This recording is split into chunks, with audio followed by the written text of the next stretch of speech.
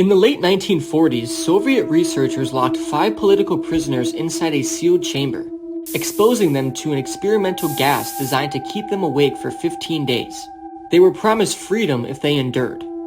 But what happened next was far beyond anyone's worst nightmare. At first, the subjects were normal, talking, laughing, and making plans for their release. But by day 3, paranoia set in. Their conversations darkened. They spoke in hushed voices, whispering secrets they refused to share with the researchers.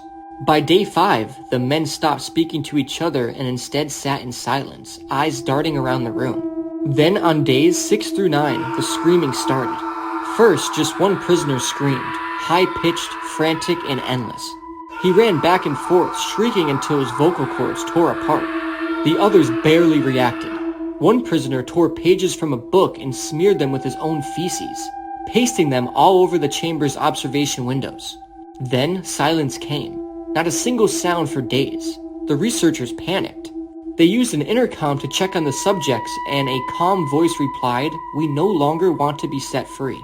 When they finally reopened the chamber on day 15, what they saw wasn't human.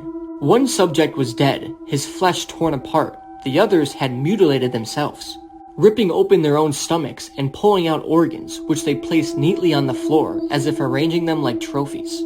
They had gnawed on their own fingers, their lips torn away in sick, grinning smiles.